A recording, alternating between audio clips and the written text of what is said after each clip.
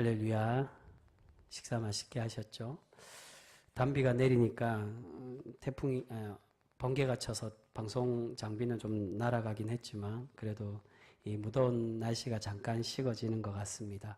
이런 비가 오는 것처럼 우리 심령과 우리 마음에 또한 우리 삶에 항상 하나님의 위로와 또한 평안으로 날마다 충만히 체험받는 우리 귀한 복된 성도 모두가 되실 수 있기를 주님의 이름으로 축복합니다.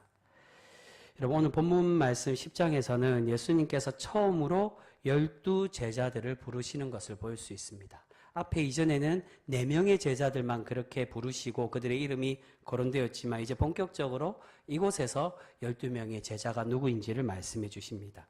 그 제자들의 이름이 어떻게 되어 있습니까? 그 제자들의 이름이 2절과 4절에 우리에게 소개가 됩니다. 우리 2절부터 4절까지 이 12 제자의 이름이 나오는 이 말씀 같이 한번 쭉 읽어보겠습니다. 2절부터 4절까지 같이 읽습니다. 시작. 12 사도의 이름은 이러하니 베드로라 하는 시몬을 비롯하여 그의 형제 안드레와 세베대의 아들 야고보와 그의 형제 요한, 빌립과 바돌로메, 도마와 세리마테, 알페오의 아들 야고보와 다데오, 가나나인 시몬과 가룟 유다 곧 예수를 판 자라매. 여러분, 예수님은 12명의 제자들을 택하셔서 이들을 부르시고 계십니다. 그런데 여러분, 여기서 예수님은 왜 이 12명을 택하여 부르시고 계실까요? 이 12명을 부르신 기준이 과연 무엇일까요? 여러분, 먼저 이들의 직업을 보며 이들의 직업의 대부분 변변치 않은 직업임을 우리가 알 수 있습니다. 초반에 나오는 4명인 베드로와 안드레, 야고보, 요한은 모두 다 어떤 직업이었습니까? 다 벳세다에서 어부로 물고기를 잡는 어부였습니다. 다른 자료에 보면 도마나 바돌로메, 빌립이 이 나머지 앞에 4명의 사람들과 고향이 같기 때문에 이들 또한 어부였을 것으로 그렇게 추정을 많이 합니다. 그리고 마태는 세리였고 시몬은 가나나인이라고 말합니다. 전에도 잠깐 말씀드린 것처럼 가나나인은 가나안 사람을 말하는 게 아니라 셀로 땅, 가나나인이란 말은 아람어입니다. 셀로 땅, 열심당을 말합니다. 이 열심당은 극단적인 민족주의를 가진 독립투사 집단이 바로 셀로 땅, 젤로 땅이라고도 하고요. 열심당을 말합니다. 그리고 마지막에 나온 가룟 유다는 가리옷이라는 지방의 사람으로 보기도 하지만 여기서 가리옷은 원래 우리말로는 가룟이라고 되어 있는데 원래 헬라 원어로는 이스가리옷이라고 되어 있습니다. 시카리파 사람으로 그렇게 추정을 합니다. 시카리파는 이 열심당원 안에 속해 있는 더 극단적인 사람, 더 극단적이어서 가슴에 칼을 품고 다닌다고 해서 시칼입니다. 시칼이란 말이 단도라는 뜻입니다. 가슴에 정말 시칼처럼 생긴 단도를 품고 다니다가 매국노나 로마 사람들을 죽이던 암살 집단 사람들이 바로 이 시카리파 사람들이었습니다. 그래서 많은 제자들 중에 특히나 시몬도 그랬겠지만 이 가룟 유다는 예수님을 정말 우리의 구원자 구세주로 믿은 게 아니라 정치의 해방꾼, 예수님을 통하여 예수님을 선동해서 많은 사람들을 선동해서 우리가 로마로부터 해방할 수 있을 것이라고 생각하고 그렇게 예수님을 이용하려던 사람이 바로 가룟 유다였다는 겁니다. 그리고 이 제자들의 출신 또한 마찬가지입니다. 이 출신들은 대부분 북쪽 지방인 갈릴리 사람들이었습니다. 베드로와 야고보와 요한, 안드레 그리고 빌립은 갈릴리 중에 벳세다라는 그러한 시골 마을의 사람들이었고 바돌로메는 갈릴리 가나 사람이고 그리고 마태는 가버나움, 다데오와 시몬도 갈릴리 사람이라고 성경은 우리에게 소개를 하고 있습니다. 갈릴리는 사마리아보다 이 이스라엘 백성들 유대 사람들한테 천대받던 사마리아보다 더 위쪽 지방에 있는 곳이 과거 북이스라엘에 속해 있었던 지역이 바로 갈릴리 지역입니다. 그래서 앞에 우리가 함께 읽었던 마태복음 4장에 보시면 이방의 갈릴리라고 그렇게 표현하기도 합니다.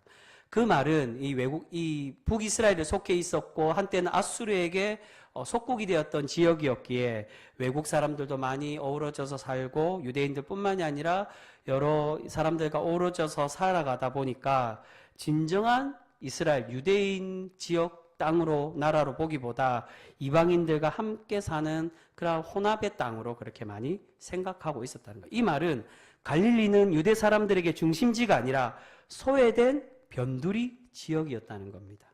여러분, 예수님은 바로 어부와 세리와 같이 낮은 지위와 천대받는 사람들이고 출신도 누구도 알아주지 않는 변두리의 사람들을 택하여서 이들을 제자로 삼고 계시는 것을 볼 수 있습니다. 여러분, 왜 예수님은 이러한 이들을 택하고 계실까요? 왜 돈 많고 높은 지위와 능력 많은 사람들을 제자로 삼으시지 않으시고 제대로 배우지도 못하고 천대받고 별 볼 일 없는 그러한 출신, 그러한 직업을 가진 사람들을 제자로 부르시고 계시는 것일까요? 그 이유는 우리 하나님은 자신이 잘났다고 자랑하는 사람이 필요한 것이 아니라 하나님 앞에 겸손히 자신을 비워내고 하나님의 부르심에 순종할 줄 아는 사람을 쓰기를 원하고 계신다는 겁니다. 여러분, 만약에 똑똑하고 잘난 사람을 부르면 어떻게 될까요? 하나님과 주님의 말씀에 순종하기보다 내가 더 똑똑하기 때문에 예수님보다 또는 다른 사람보다 내가 더 잘났고 많이 가지고 똑똑하기 때문에 내 뜻대로 하려는 그러한 사람들의 모습을 보일 수밖에 없다는 것입니다. 이런 그러한 모습을 대표적으로 보이는 사람이, 그러한 의미로 하나님께서 택하여 주시고 일꾼 세운 사람이 바로 모세라고 할 수가 있습니다. 전에 모세에 대해서 여러 번 함께 나누었습니다. 여러분, 모세는 40년 동안의 애굽의 왕자로 살았던 사람입니다. 왕국에서 어릴 때부터 자랐고 많은 왕자로서의 그런 왕궁의 지식과 많은 능력들을 갖춘 사람이 모세였습니다. 근데 하나님께서 모세를 처음 하나님의 일꾼으로 부르실 때 어떻게 만나주시고 어떻게 부르시고 계십니까? 시내산에서 불타는 떨기나무 가운데 처음 하신 말씀이 무엇이었습니까? 무엇을 벗으라고요? 내 발에 신을 벗으라고 말씀합니다. 이 신을 벗으라는 건 모세가 가지고 있는 왕자로서의 자존심과 능력, 자신의 교만함을 모두 벗어버리고 오직 하나님 앞에 단독자로 서 있을 수 있는 그러한 일꾼이 되라고 모세에게 요구를 하고 계신다는 겁니다. 네가 이전까지 의지했던 왕자로서의 힘과 능력, 또는 이스라엘 백성들이 유혹받았던 애굽의 신들과 그리고 많은 가지고 있는 그런 능력이 아니라 오직 하나님의 것으로 채워갈 수 있는 그런 하나님의 일꾼이 되라고 말씀하십니다. 그래서 하나님이 그런 부르심뿐만이 아니라 모세를 어떻게 훈련하고 계십니까?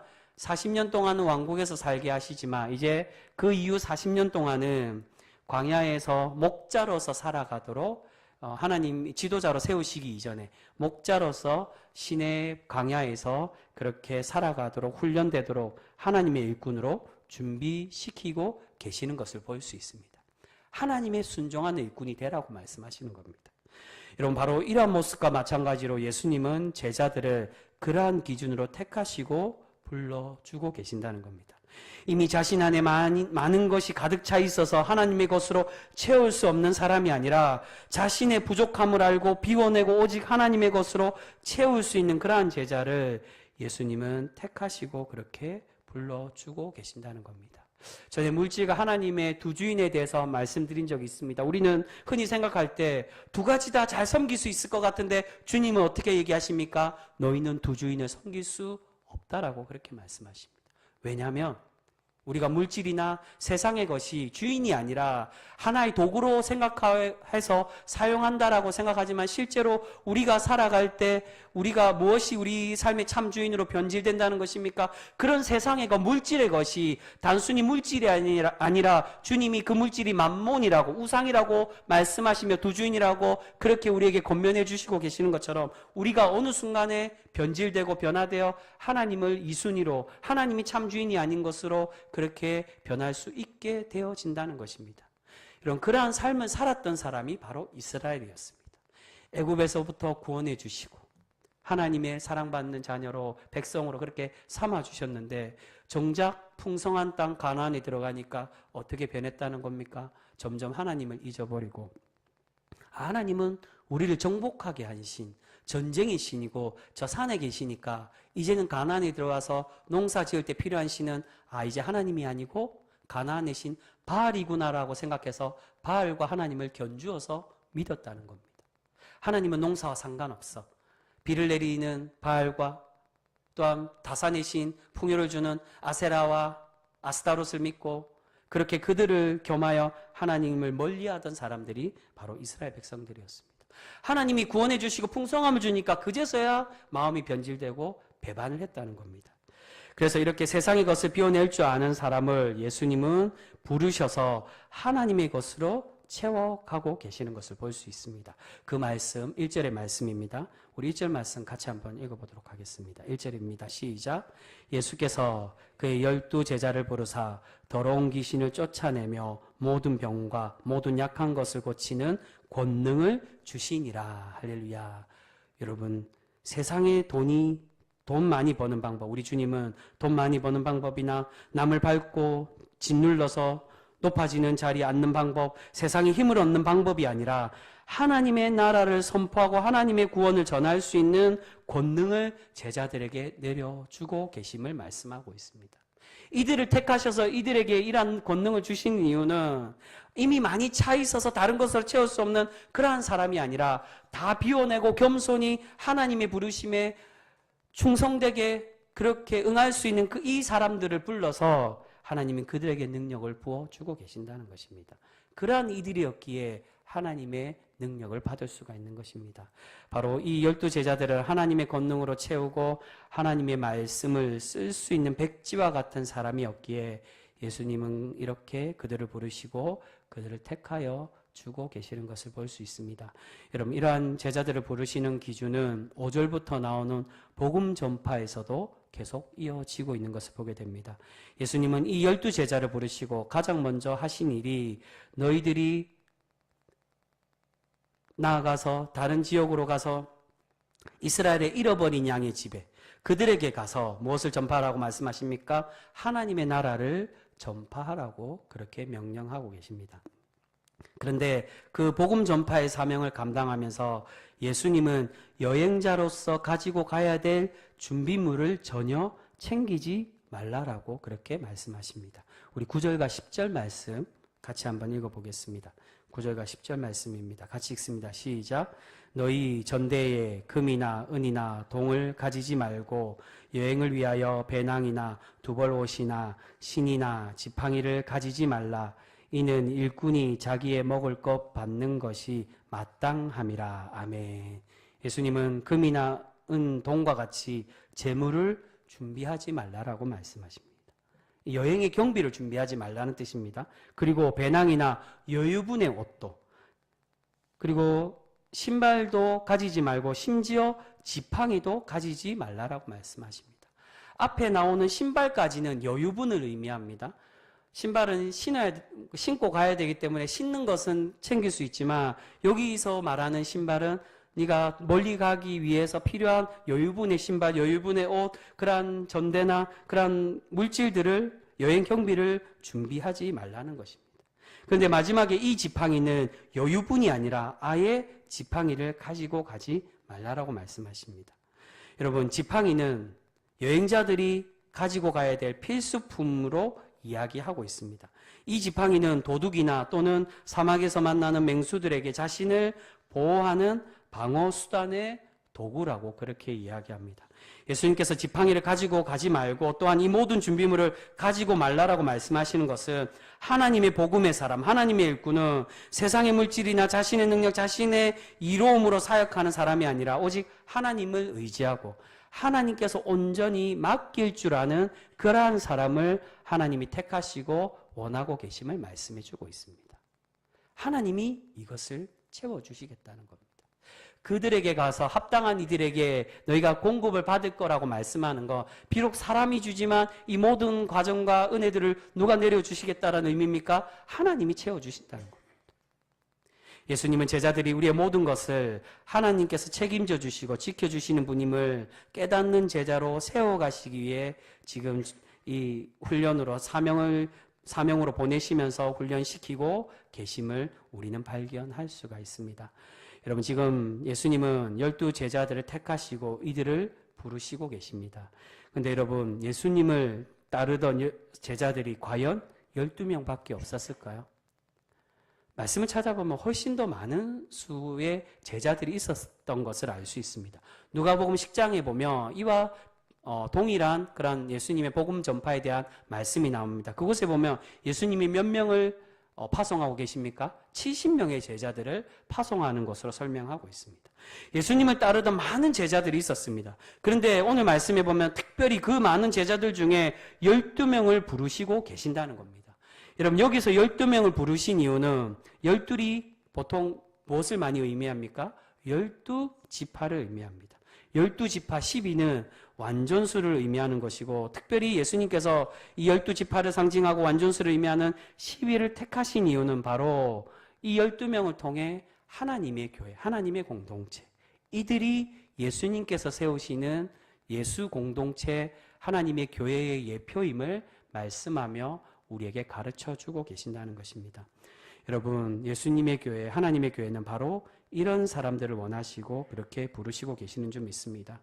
자신의 힘과 능력으로 교회를 세워가고 자신을 자랑하고 자신을 높이기 위해서 우리를 교회로 부르시는 것이 아니라, 이제는 겸손히 자신은 온전히 비워내고 하나님의 은혜로 가득 채울 수 있는 그러한 일꾼들을 원하고 계시는 줄 믿습니다.